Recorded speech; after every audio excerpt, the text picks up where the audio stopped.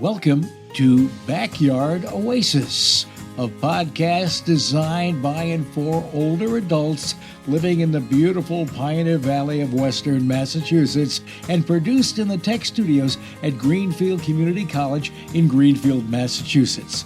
Backyard Oasis reaches out to older adults who seek knowledge to help them live more thoughtfully, healthily, and happily, who hope to inspire others with their ideas, and who serve their communities in the interest of the greater good.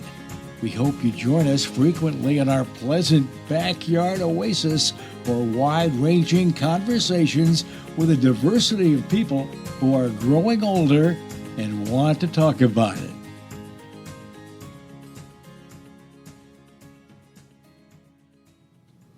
My name is Denise Schwartz, and today I'm talking with Dr. Ruth Potee. She's a board-certified family physician and an addiction medicine physician, and she works right here in Western Massachusetts. She is currently the medical director for the Franklin County House of Corrections. She's the director of addiction services for the Behavioral Health Network.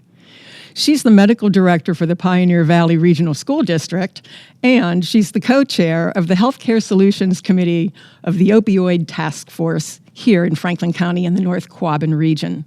Dr. Potee is well known in this area, especially for her discussions about addiction. And that's what we are going to explore together today.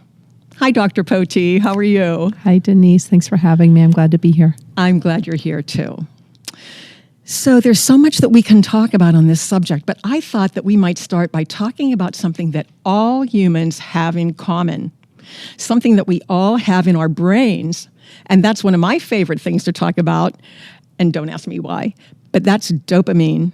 Now, what I understand is that dopamine is a neurotransmitter, and it's made in our brain, and being a neurotransmitter, that means that it transmits messages between nerve cells and the rest of our body. Is that right? Yeah, it transmits between two different nerve cells. And dopamine specifically gives you a sense of pleasure and reward, and that was a great thing. And it mostly tells you to repeat the behavior because in general, from an evolutionary standpoint, you need to repeat the behaviors that dopamine gives you. Things like finding good food, finding water, procreating, sending genetic material forward to have young. Because from an evolutionary standpoint, our job is to stay alive long enough to create generations ahead of us. That's true for all insects, animals, mammals, anything. That is our job. And so our goal is that. The problem is there's so many other things that can spike dopamine in your brain, some of which are really healthful, some of which are not as healthful. And we all participate in this. So I think one of the reasons I like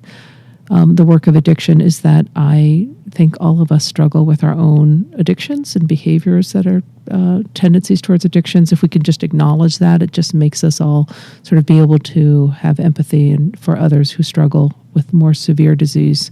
We can be present with them.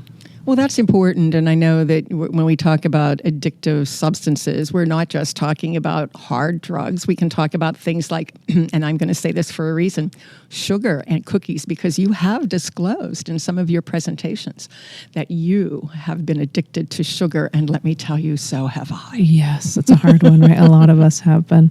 I think if all of us can just pause for a second and think, what is it I struggle with? Is there a behavior that I have that actually makes me feel actually unwell, or I know it's bad for my health, but I can't change that behavior. Whatever it is, it's often very simple things like those of us that drink soda or drink sugary drinks or drink alcohol, even in any amount or even in excess. And we think, boy, that was a bad idea. I wish I hadn't done that. I'd like to change that, but I'm having a hard time changing that behavior. I think that is this thing that so many of us struggle with. For me and for you, it is sugar. I love sugar. I love chocolate chip cookies. I love chocolate. I love to bake, and I buy pounds and pounds of sugar at my house because I bake, and I crave it. I know it's not good for me. It makes me feel bad, gives me my worsened arthritis, etc. But all of us, it's hard for me to find somebody who doesn't have a behavior that they wish they could change. And yet, if it were easy to do, we would have all done it. And instead, it's hard to do. Why is it so hard? I mean, is that part of the scientific thing that you can tell us a little bit about? What does it do to our bodies? Where do cravings start?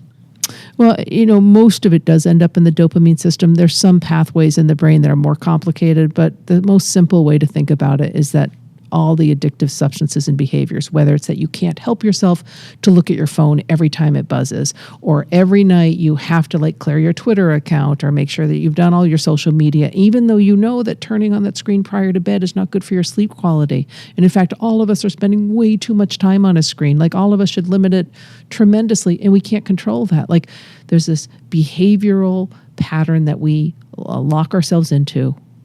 Even if it's bad for our health, we still do it. Our teenagers are particularly susceptible to it because they have these growing, developing brains, and their brains are constantly trying to sort out and figure out what to groove down, what to commit to, where to do some pruning back. So that's why those brains are so vulnerable to addiction, whether it's to a screen, to their phone, to a behavior, to sugar, to marijuana, nicotine, alcohol, any of those things. All addiction starts while the brain is developing. It's considered a pediatric developmental disorder.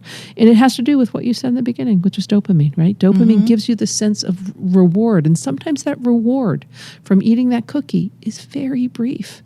Like most of us eat that cookie without even thinking about eating that cookie. We get joy and pleasure for 3 seconds during the first bite, and it doesn't matter whether the joy is gone. We're absolutely going to finish the cookie. When do we eat one bite and put it down? I never do. In fact, I go back for cookie number 2 where I actually don't get the same amount of joy from, but I did it anyway.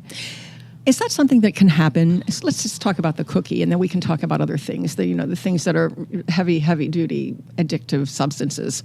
Well, I'm not saying that sugar's not, but if we do enjoy that cookie and then we want to have the second one and we know, I really don't want this, but I'm just going to eat it anyway. What is that little brain thing that's happening there? Why is that telling us that, just go ahead and do it anyway? Mm-hmm. Do you know? Well, actually, I don't know if I know that one exactly, except that, again, your brain is from a design point through the 200,000 years that we've been living in these bodies and brains. The intention is to find food, find water, find a mate, procreate, send genetic material for it. So these are places where you're supposed to have a natural spike of dopamine that then returns to normal. Oh.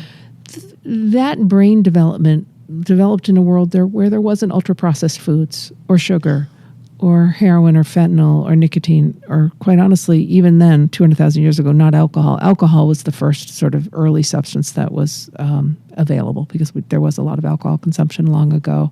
But again, from an evolutionary standpoint, eating that cookie seems like it makes a lot of sense, except back in those days, that kind of cookie didn't exist. We're surrounded, 80% of our food sources, ultra-processed foods, and that those ultra-processed foods are actually designed to spike the dopamine reward circuit. They're designed to be addictive, right?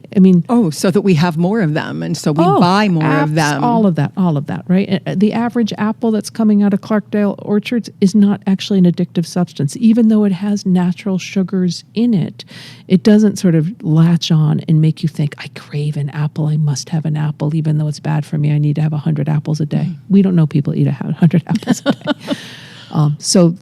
Really great, healthy whole foods, most of which cost a lot more money than the heavily processed gas station foods. Those are have less dopamine spikes, but intentionally designed in the food system is incredibly non-nutritive foods that do spike and crash your dopamine system, and they just hook you onto it.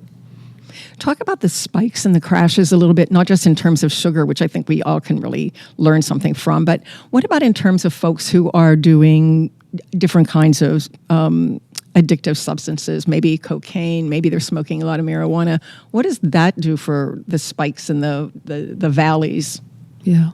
The thing is about dopamine is that the first time you do it is when you'll have the highest high in terms of a dopamine. And then after that, as you return to it again and again, the dopamine spike decreases. The elevation isn't there. In that process, the downgrading makes you keep wanting to return to it. What happens with actually the more addictive chemical substances, whether we're talking an opiate or cocaine or methamphetamine, is that when you don't do it, you start to feel bad. So it's not just that you no longer get the high, it's that you no longer feel normal, and that people continue to use substances because they feel sick. Nicotine, right? When people don't smoke cigarettes and yet they're addicted to nicotine, they will feel bad. Their partners and family will say they feel bad. They're irritable, they're anxious, their sleep quality is poor. It doesn't feel good. And there's a fix for it. If you just smoke, it's improved. So your brain is saying, you feel bad. I know how to make you feel better. Go do that thing. And so you take another one of your 20 cigarettes of the day and you feel better. And every 45 minutes, you need it again and again and again and again. And it's like that with all other substances. Again, for folks who are listening to this, I actually think many people, if you're willing to pause and acknowledge that we're all, vulnerable humans who have all of our own fragilities and all of our own addictive behaviors, you have things that also drive you that you wish you weren't doing, and yet you can't help yourself. You continue to do it, even though you know it's bad for your health. Cigarette smoking has gone down to the lowest rates in the entire country. Franklin County, though, still has the highest rates of cigarette use of all the counties in Massachusetts. Oh, no kidding. Why is that? I don't have the answer exactly why Franklin County. I think oftentimes it's in a socioeconomic situation where the second poorest county in Massachusetts. Right. The poorest county is actually Hampden County. I think there's that is at play. I think there's all kinds of other, both genetics and racial issues at play. I think sort of availability of cheap cigarettes right across the border in New Hampshire plays a role. One of the reasons that Massachusetts overall is a low smoking state compared to other states is we heavily tax our cigarettes, but we're just south of a state that doesn't tax their cigarettes. So people drive to New Hampshire and buy cigarettes, and we're right on the border. So I think there's a high availability of a cheaper product.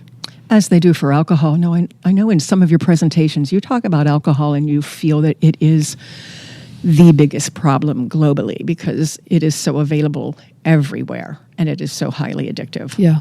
I think nicotine as a killer it's as a global issue and a national issue. It's the number one killer in our country, tobacco cigarettes. It's the leading cause of heart disease and cancer. So if I were to rank a number one, it would be tobacco. But the problem, and I think if you ask any kid, if you ask any adult, they know cigarettes are bad.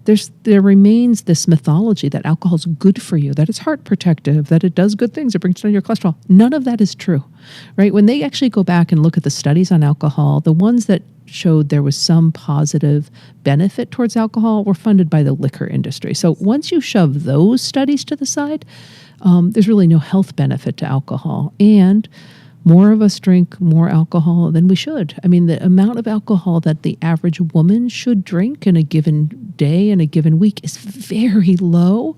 And in fact, most of us, when we drink way more than that. So every single day, for those of us that drink, we're pouring a bigger pour than we should. We're having more than is really recommended. Canada came out with its guidelines very recently, about 2 months ago, and their latest guidelines out of Canada say, really, there's no amount of alcohol that's safe to drink. I did read that, and I think there was an article either in the Globe or the Times about how women have been targeted in terms of the marketing for alcohol with, labels that are, and titles for wine, like, Mommy's Little Helper. No, I think that was drugs. And I think that was a long time ago in a novel written by someone. But, really targeting women so that when they have a hard day, they come home and they pour themselves a glass of wine and they feel like that's just a good way to relax. Yeah. I think if you ever think you're driving home from work and you're thinking, I need a glass of something, that is the first sign that you're self-medicating, and you need to find a healthier solution to feeling stressed, tired, overwhelmed, overworked, all the ways that so many of us feel. But I would argue as a working mom, we all feel as parents. And that turning to alcohol to help you relax or to help you sleep or to help you with anything is a really bad idea. And I speak as somebody, I drink alcohol. I don't have an alcohol use disorder. But what I've learned over many years is it actually does make me feel not great as I've aged, particularly postmenopausal. It makes me feel even worse. It really disrupts sleep. And I think more and more of us need to take a step back and drink less and less. And most days should be no alcohol days. And that when one has a drink, you should really have one drink and know what one drink really means. It's 1.5 ounces of hard alcohol. It's 12 ounces of a 5% beer. It's harder to find a 5% beer. And you really need to know what you're pouring into your wine glass, because we often pour wine glasses that are really equivalent to 2 glasses of wine. Well, let's talk a little bit about some other kinds of substances. You know what? I want to talk about fentanyl. I don't know that much about it. I understand it is like it's a substance that is so easily addictive. Can you talk to us about that and what we see in this area in terms of fentanyl use? Mm-hmm. So fentanyl is an opiate, like all opiates. It's what we call a synthetic opiate. It's manufactured and it's a lab. It's not grown in a field. In the old days, we talked about heroin. Heroin actually does come from poppies that are grown in fields in Afghanistan and Mexico and other places. And heroin really as a product in the U.S. doesn't exist. It exists maybe in some markets in small percentages. The entire illicit opiate drug trade available on any street corner in any county in any state is fentanyl. And why is that? Well, because fentanyl's really cheap to make. It's made in a lab. It doesn't involve Army helicopters, spraying down herbicides. It doesn't involve hectares of land or water or anything that has to do with trying to grow something in a world that has climate change and things that are unpredictable.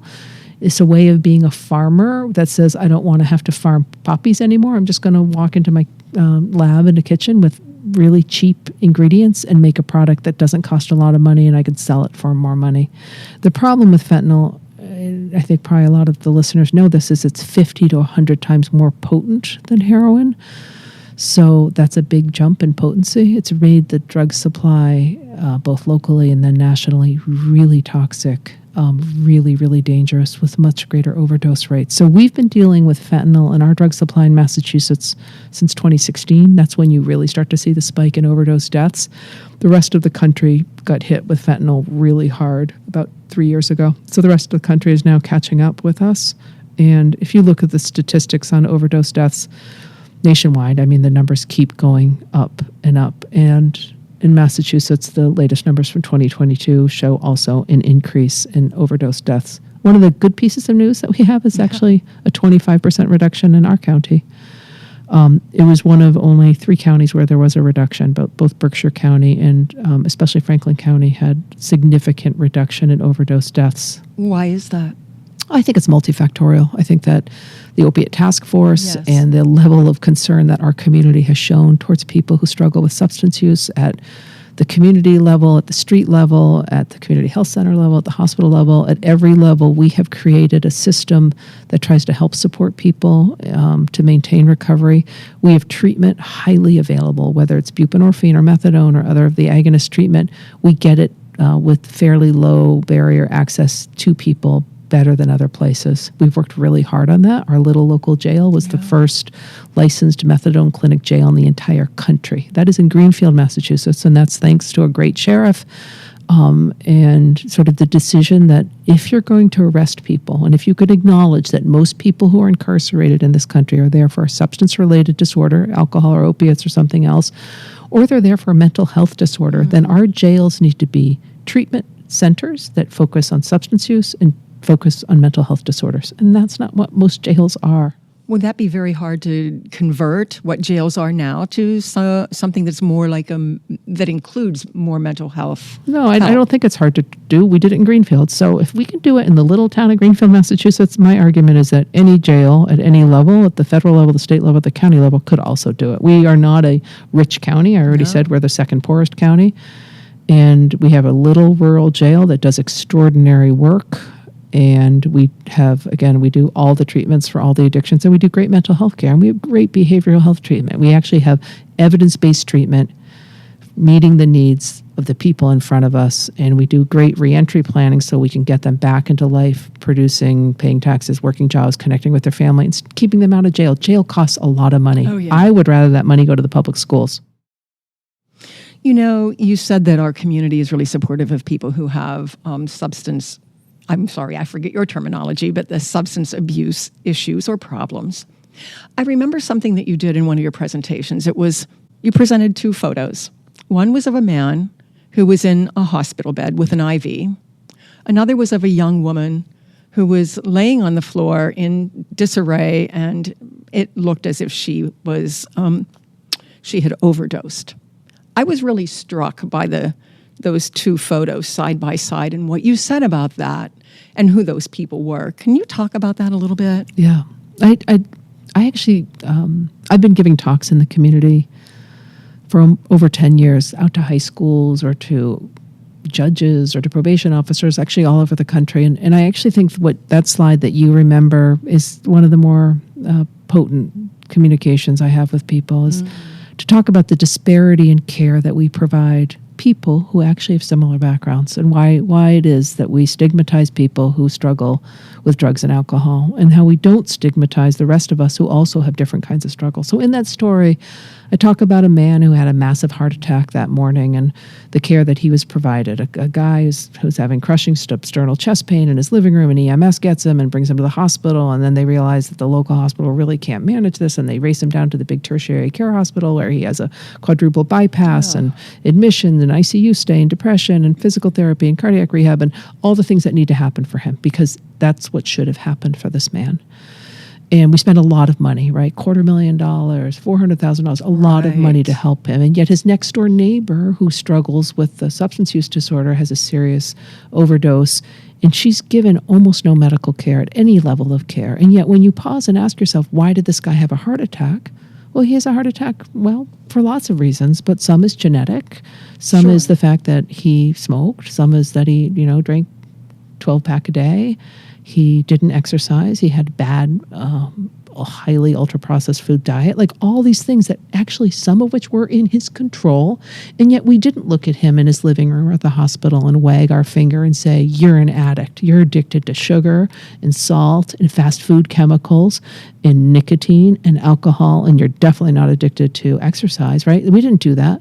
But so many of us who struggle with chronic health conditions have behaviors that helped cause those conditions. Yes. And instead of, I'm not telling everybody listening to this to feel bad or feel shamed or feel like I'm a bad person. Instead, we should all acknowledge that it's hard to be human and live a really healthful life, and that the people who struggle with addiction, whether it's to opiates or cocaine or alcohol, deserve the same level of care and the same non-stigmatizing, non-judgmental, evidence-based care that anybody who would show up with a massive heart attack should get.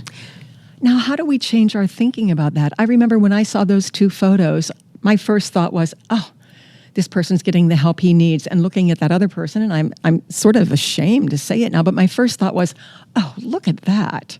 Look at what happened to her. Yeah. I think that was the point you were trying to make with showing people those two photographs. How can we become more empathetic and more sympathetic towards people who have these substance abuse issues, problems? I still don't remember your terminology. Yeah, substance use disorder, SUD. Substance use disorder. Yeah. How can we become kinder? Yeah. Well, the first thing, Denise, is to be kind with yourself. So for you and me, to be kind with ourselves about our cookie cravings as soon as we wake up. I want chocolate after every meal. And in fact, I most often administer chocolate after every meal. It's like a palate cleanser, right? Oh, there you go. Yes. Yeah. Mm-hmm. And just to have acknowledge that is the weakness that you and I have. And I can acknowledge very clearly, it's not good for my health. It actually makes me feel worse, right? And say, what if I really want to change it? What does it take to change it? It's hard to change it. I've done it before. It's not easy. And then is that what you want to do? And so again, self-love and self-empathy and compassion matter first. Secondly is just to acknowledge all the people you love or have known over so many years who've struggled. In your own family, people who drink too much and you wish that you could change them, and yet who can change them? Only they can change them. Friends or family members of yours who actually have a substance use disorder that might be opiates or cocaine. I have family members who have struggled. And, just acknowledging that there's no way that any of your listeners does not have a contact with somebody in their lives who has struggled, because we all do at this point. I read the obituaries every single day in the Greenfield Recorder, and oftentimes I know the people because I'm a long-time local doctor, but oftentimes I just know their story as associated with the people listed that they left behind.